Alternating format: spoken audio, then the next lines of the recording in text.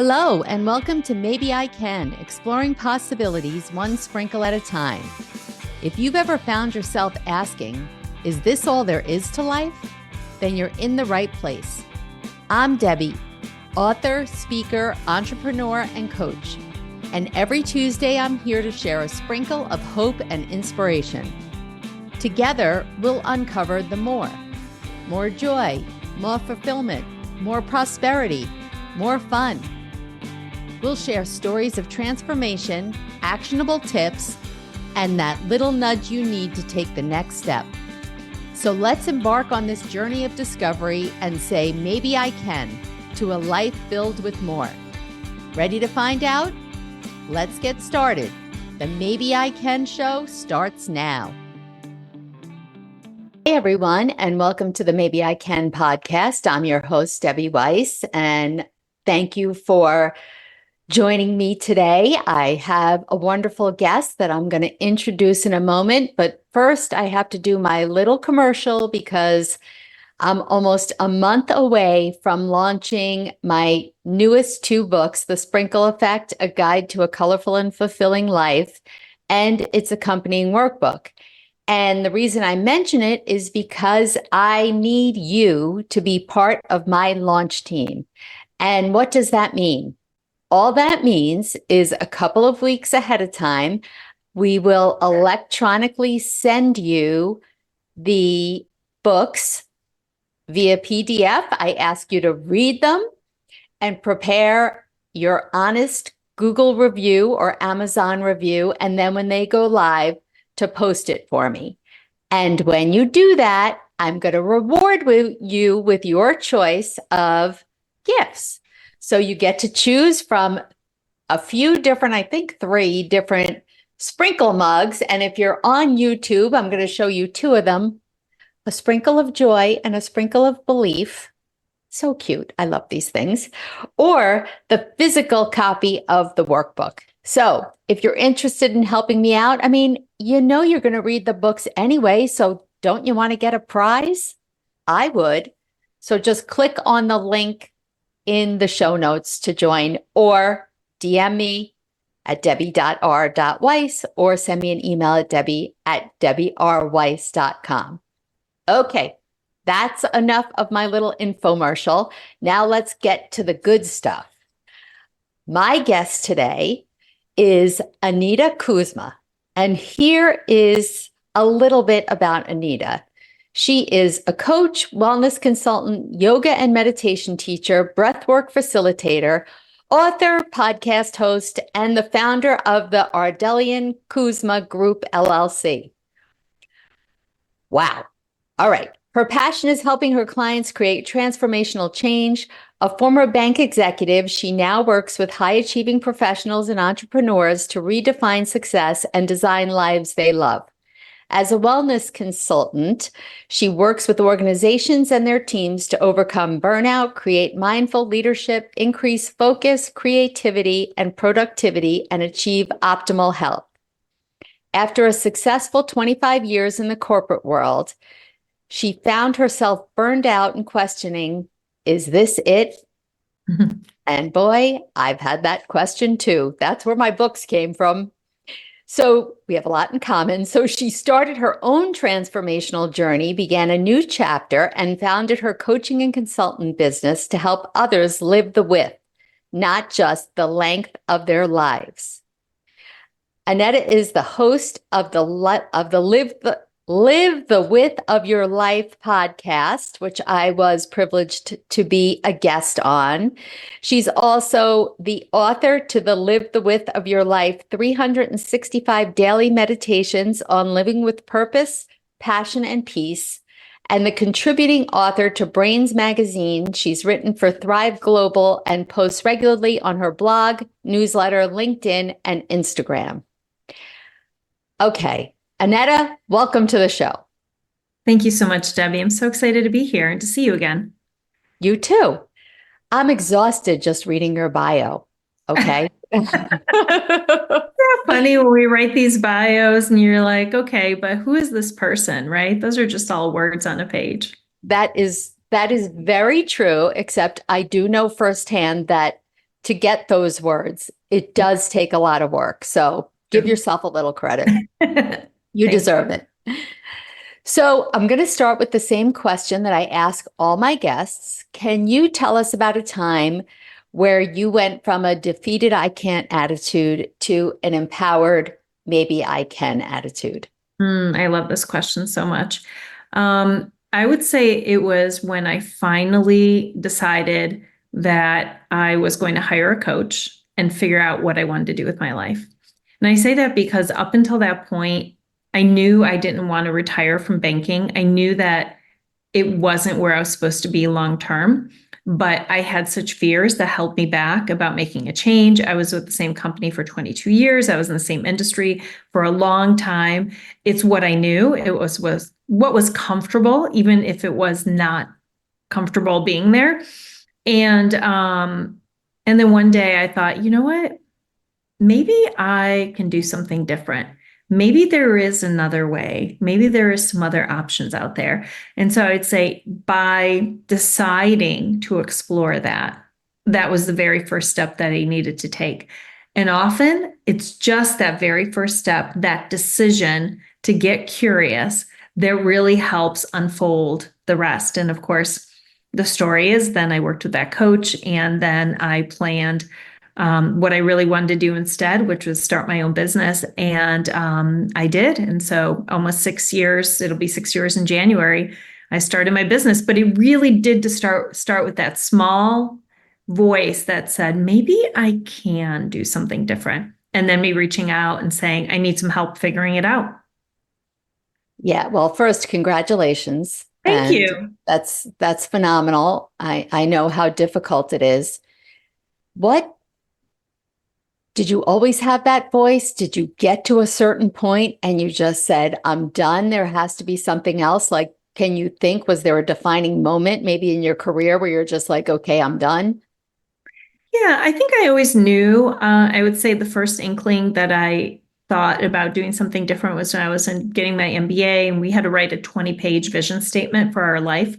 And it was the very first time I think that I ever contemplated those questions and really spent so much time in reflection. And it was really hard because it's like, what do you mean? Like, what do I really want to do? What do you mean? What is my purpose? Like, there were just big questions that I never really thought about because after graduation, I went straight into working. Then I got married. Then I had kids. Then I was getting my MBA, raising kids. Like, you do all the stuff and there really is no time to sit or reflect. You're barely, have time to just spin all the plates.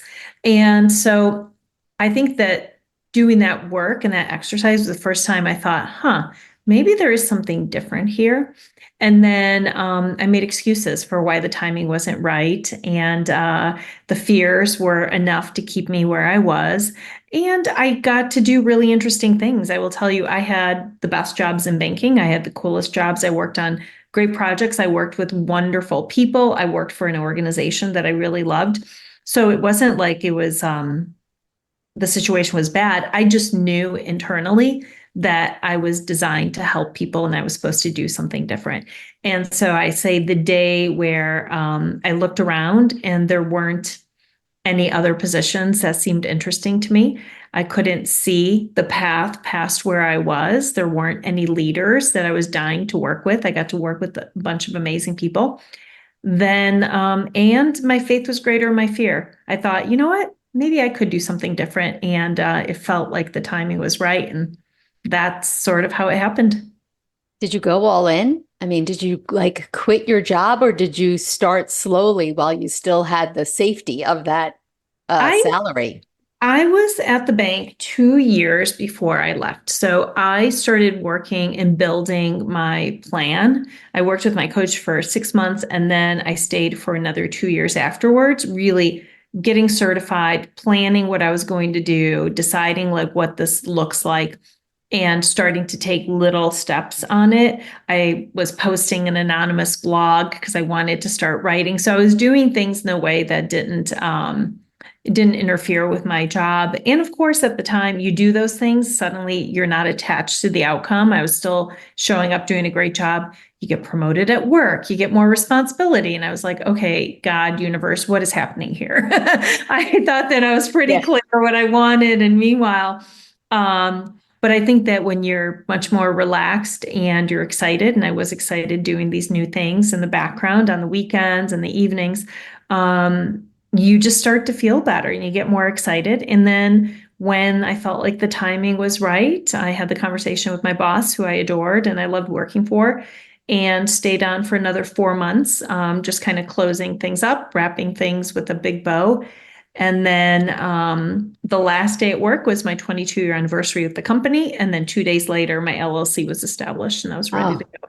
My husband's like, you don't give yourself any time off, do you? I'm like, no. No. Especially when you're excited, right? Yeah. I mean, I think that's the difference. When I started my own journey, and I thought to myself, it's amazing that when you're doing what feels right and excites you, it doesn't feel like work. And so it doesn't matter that you're working on weekends. It doesn't matter that you come home from your day job and work. Like, if you describe it, people would think it sounds like drudgery. And how do you do that? But you're rushing kind of to do that because you're excited about it. And I think that's the difference, right?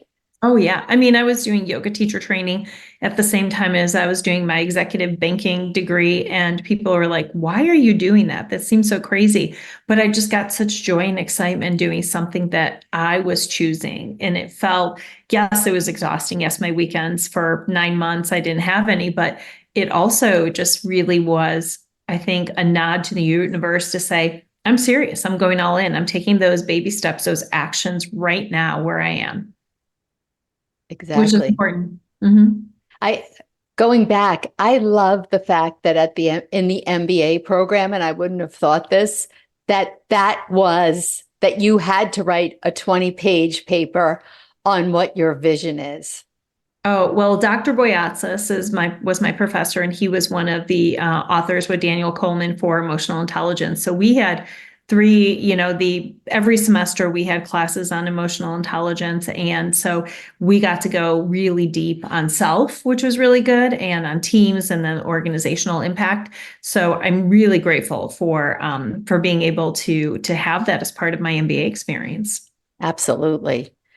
So let's go into the holistic side for a minute. Has that always been something that you were interested in? And did it start with yoga, or, where I know that you're involved in meditation and breath work and all the things. So where did it begin? Yeah, I would say I started always curious, like always the idea of natural eating. And that was always something that was very interesting to me, and just eating very healthy. But then I discovered yoga in my 20s and been practicing it ever since. So 3 decades, right? And just fell in love with the process, fell in love with the practice. And I started in the 90s when we didn't have yoga studios in every corner. So I did a lot of at-home yoga and books and VHS tapes, and then the DVDs.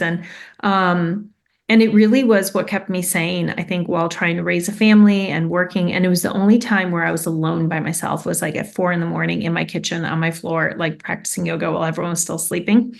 And I really came to treasure that. It was a sacred experience for me, doing it every day, and became a spiritual experience. And then through yoga, discovered breath work and also meditation, and got certified in meditation once I left and started my business. And then also in the breath work, the somatic breath work 2 years ago, which has been an amazing experience as well. There's so much transformation that can happen with controlled breath work. And it's such a wonderful practice to be able to regulate our nervous systems on a regular basis. Yeah, I had a guest on a month or so ago who talked a lot about breath work. And I have to say, I've been curious myself. I've done a certain type, and I don't even recall the name. And the thing that I found, and I'd like to know just for personally, and maybe for our listeners, it's so much to incorporate. You have all these different practices, and in a day, you say to yourself, okay, well, how much time am I supposed to meditate? And when am I going to find the time to do the breath work? And I know that you can do breath work. The whole idea is being able to Yeah. incorporate it when you need it. But, I'm guessing that there's also a regular practice of breath work that is advantageous. And if you're into yoga, all the things. And when am I going to journal? By the time I get to work, it's like time to go to bed. Yeah, I mean, you can decide how long you want to do all these things. I do make it a habit to start my day with meditation and breath work, always, and the journaling, and I practice yoga every day. But right before I came on the show, I actually just sat on my cushion and for 3 minutes played a song and did some more activating breath work because 3 o'clock in the afternoon, 4 o'clock, I start to get a little bit more tired. I'm up really early, and I did that breath work, and I felt so refreshed. I'm like, wow, 3 minutes, a great song, and just one breath work controlled. And you could either use an activating breath to wake up, to be energizing. You could do one which is much slower, many different types to just calm yourself down and be really relaxed before bed or in the morning. So breath work is quite amazing. And you have your breath with you at all times. It's just a matter of paying attention and then of course there's the longer journeys. What I facilitate and teach are either 30 minutes or an hour experiences with very curated songs. And it's a journey, and you just guide people on a very transformative experience, which feels amazing. I'm sure it does, because I can only speak to, what I had done in the past. And I found that one, the breath work, like, it really got you going. It was kind of like a workout in a way, right? Yeah. And I didn't anticipate that, but I found that every time I did it, I came out with some kind of revelation. Oh, yes. Yes. It's amazing the downloads that you can experience during breathwork sessions. Yeah, it's quite interesting. But going back to yoga, uh, I have such a love-hate relationship with yoga personally. Mhm. And I always viewed it as I have to have that perfect body that looks good in those darn tight yoga pants Mm, and the tight fitting outfits. And it was and I shouldn't say was, it's still, I find it very, very intimidating. And I don't think I'm alone in that, especially with these yoga studios. If you don't look the part, because I feel like they're in there seems in my head to be a standard look to the person who does yoga. And then when I went into those studios, I wasn't really wrong. And I found it initially very difficult to not criticize myself for things my body just can't do for one reason or another. And however, once I got out of my head, yeah. I did find that physically what it did for me was quite amazing, because I have screws and rods in my back and I have fake hips and stuff. So, I do tend to have some aches and pains from that. And my pain management doctors for years said to me, you shouldn't be doing this and that, all the things that I like to do. You need to do yoga and swimming. And I said, well, the problem is I'm not getting in a bathing suit, not to mention it's a huge hassle to have to go to a gym. When do you go with your makeup, take it off, put it on, whatever. So nope, that's out of the question. And yoga, I don't do yoga. And that Mm, was one of my can'ts that really did turn to maybe I can. And personally, unfortunately, I was going 3 mornings a week at 5:30 when the pandemic hit, and I was loving our little 5:30 a.m. group. yeah. And the pandemic hit, and it kind of all ended, and it didn't come back. So Mhm. I'm a dropout that keeps hearing signs that I need to join again. So with that long-winded personal story, what would you say to those of us that just don't think it's for us because we don't fit the mold that maybe someone else has the same vision that I do? Gosh. Well, I'm sorry to hear that was your experience. Yeah. And I think there are so many amazing studios and teachers who are all about inclusivity and body positivity. I know my yoga teachers that I went through their program, they were. And so I've seen and I've been to the studios that really feel really good for me. But, you know, yoga and I think that Western belief that we're supposed to be in Lululemon or Athleta clothing. And, that's definitely a Western belief that isn't tied to anything to do with yoga itself and the practice. And so I'd say, if you're very uncomfortable, there's so many amazing teachers online and you can practice at home and do it in a way where you feel so good. And maybe over time, then you feel more comfortable going and finding a studio that is very inclusive and it has people of all sizes. But um, did you find that when you went to the studio that people really were the way you expected them to be, or no?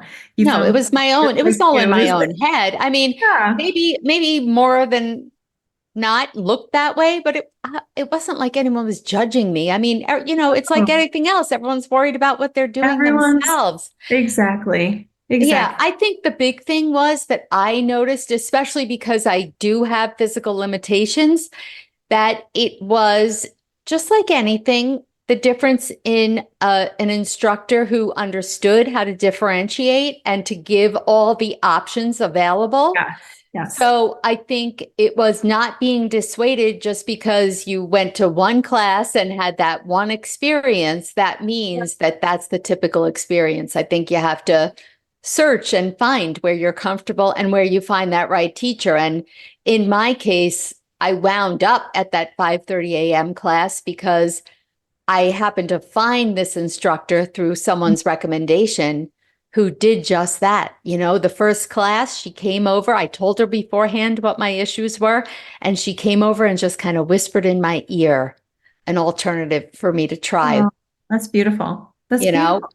And I Yeah. was like, she's my person, and I'm going Yeah. to follow her, even if it's 5:30 in the morning. There you go. That's wonderful. Yeah.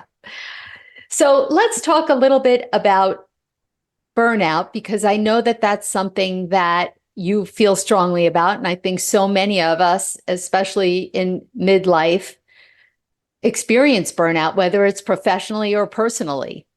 Did Yes. you personally experience burnout at a certain point?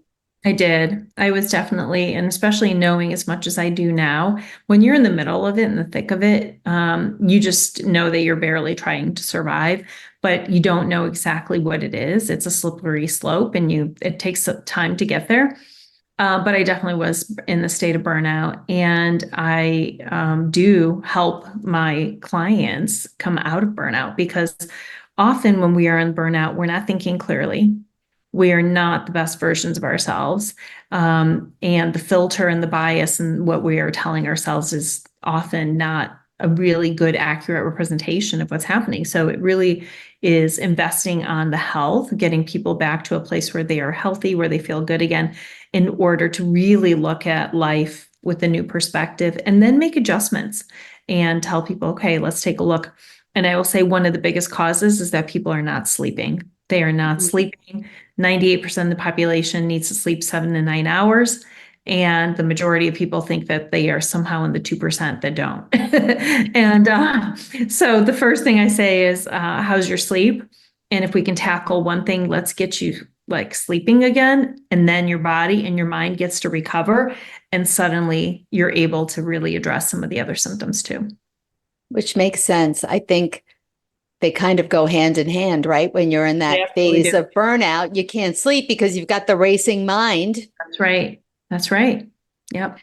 And I'm sure there's a lot of people who don't even recognize that they're burnt out. What are the symptoms? What should people be looking for? If you're struggling getting out of bed in the morning, like you lose your zest for life, you find yourself fatigued, exhausted. Maybe you find yourself struggling with some anxiety, some depression, feeling blue. Maybe it's hard to do things that before you could do. Maybe you're getting sick all the time. Your immune system is compromised. You're not sleeping, as you stated before, and your relationships start to suffer too because you're not the kindest, nicest, most loving version of yourself when you are in burnout, because you are barely just surviving. So those would be some of the things that I would tell people to look for. And, there could be other symptoms. You might feel pain. There's some other interesting things that go along with burnout too that we're not aware of. But I would say, take a look at your sleep, take a look at how you're feeling in the morning, take a look at your thoughts, your emotional regulation, ability to regulate. Those are all some of the indicators. And when you work with someone, I mean, for those listening who might have been like I was a few years ago, not even understanding, what a life coach is, what a wellness coach is, like, what, who are these people? Right. But just listening, thinking about how it is so difficult when you're in the thick of it to figure out a way out on your own. Yeah. And I think that having a coach, someone who has experience in those areas, knowing what to look for, being on the outside looking in can offer so much. Let's just talk briefly about how you approach it, your coaching. Absolutely. So I got certified in executive coaching, health and wellness, and life coaching because I wanted to be able to work with someone with all of their goals. And so as a coach, it's really important to identify what the goals are that the person wants to work for. And then I personally put together a proposal that says, based on these goals, here's my approach, what we would do. And then this is how long I recommend that we work together. And these are the outcomes and the objectives, based on the objectives that you set, the outcomes that we are going to work together for. And then it's really a partnership. So typically my clients, we meet every couple of weeks, every 2 weeks or so for about an hour. There's some work, homework, assessments, fun things in between. But it's really a partnership.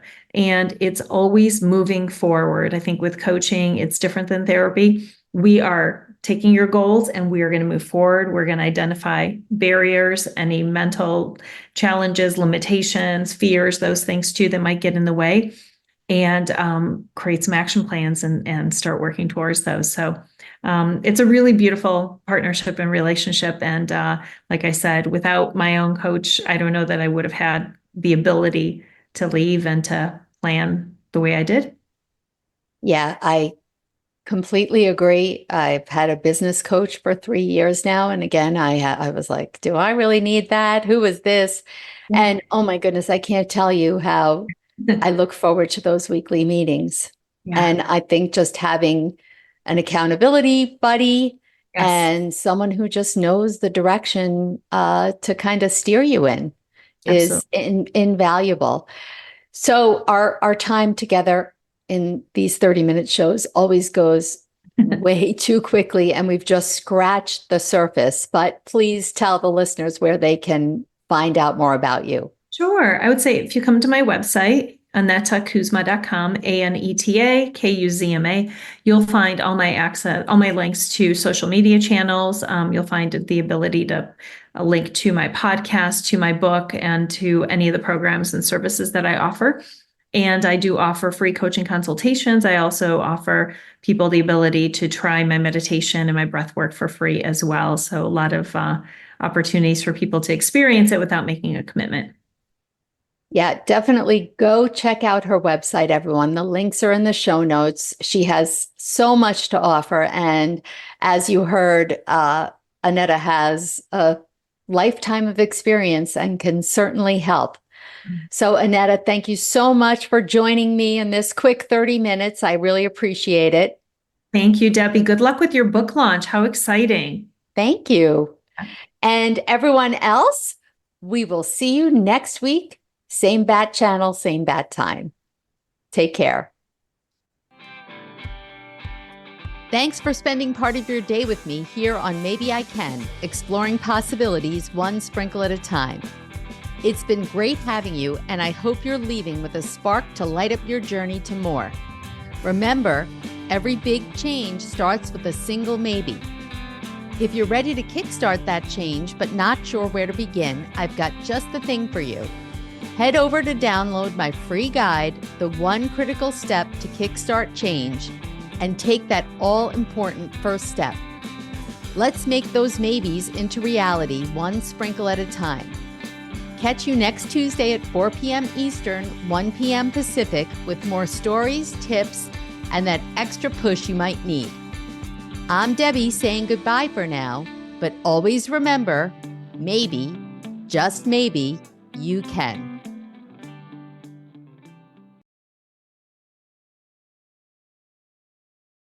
The views expressed on this program are those of the host, guests, and callers, and do not necessarily reflect the views of the station, its management, or advertisers. You're listening to Transformation Talk Radio.